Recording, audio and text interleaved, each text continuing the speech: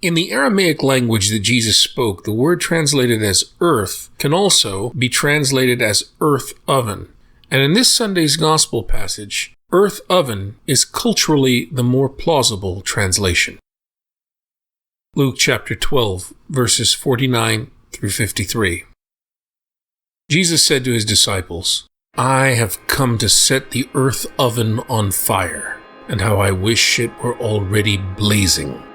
There is a baptism with which I must be baptized, and how great is my anguish until it is accomplished. Do you think that I have come to establish peace on the earth? No, I tell you, but rather division. From now on, a household of 5 will be divided, 3 against 2, and 2 against 3.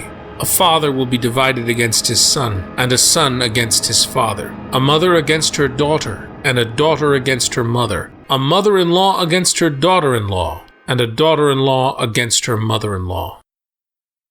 The earth oven, the common stove in Mediterranean villages, was made of mud or clay. The fuel it burned was camel dung patties, dried and salted so that they would burn better. Salt has mysterious power. The block of salt on the floor of the earth oven kept the fire going just as much as the salt crystals in the dung patties. Eventually, a block of salt in the earth oven loses its catalytic agency and must be thrown out. Salt that can no longer burn the fuel or prepare the fuel is useless. The followers of Jesus were called to be salty, that is, fiery people. Jesus came to light the earth oven. That is, Jesus presents himself as a catalyst, a fire starter. He causes fires to break out, arguments to erupt, families to quarrel and become divided in their opinion of him. He urges his disciples likewise to be catalytic and to do the same thing he does, to be fire starters. How do these ideas fit into Luke's gospel of peace? How does this culturally very plausible idea of Jesus the fire starter square with Luke's infancy narrative, in which Jesus is expected to bring peace? One clue is found in the Middle Eastern concept of peace. The Hebrew word shalom has at least 8 distinctively different meanings. But shalom never means well-ordered silence. Never means stillness. Never means everything in its orderly place. Or other such favorite Western scenarios. The Middle Eastern world is noisy, loud, active, spontaneous. The cultural scenario for one Middle Eastern concept of peace is children yelling and screaming, adults shouting or quarreling, people singing, and everything in delightful disarray.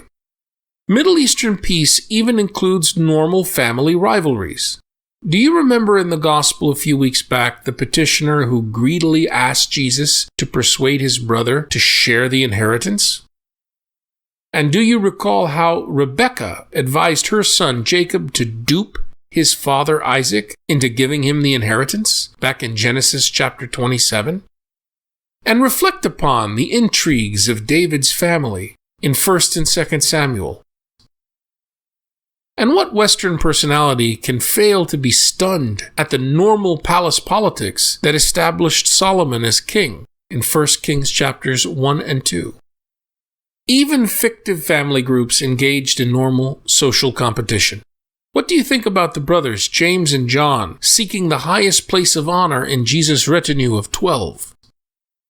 Or all the 12 arguing at the Last Supper about who is the greatest? The Jesus as presented in the Gospels is very different than devotional Jesus. Devotional Jesus might have been laughed at by the Romans, but not the Jesus of the Gospels. The Jesus of the Gospels is the divisive catalyst. Jesus' assertion that he will cause division in families is obviously something above and beyond the normal Mediterranean family and group shenanigans we just talked about. It is far more serious. The sharp delineation of social hierarchy that characterized Mediterranean antiquity was rigidly observed by all. No one dared step out of the inherited or assigned place. To do so would be to risk death. One move in this deadly direction would be to socialize with people outside of one's social position. Contemporaries of Jesus who liked him and decided to follow him would also have to join his fictive family group. "My mother and brothers," that is, my new fictive relatives, said Jesus, "are those who hear the word of God and do it." To separate oneself from one's family or clan is literally a matter of life and death in the circum-Mediterranean world. Elites, including the greedy rich, whom Luke so often includes in his gospel, would lose everything, all their wealth, power, and influence, by associating with the wrong kind of people or joining the wrong kinds of coalitions. Joining Jesus' coalition also jeopardized one's relations with the very large kinship network formed by marriage, a network far larger than one's immediate biological family. This is where the in-laws and other such family members enter the picture. By demonstrating how to be catalysts or fire starters for the fire in the earth oven, and summoning us to be and do the same, Jesus challenges American believers. Our culture takes pride in its faith in God, but we generally believe religion and politics should not mix.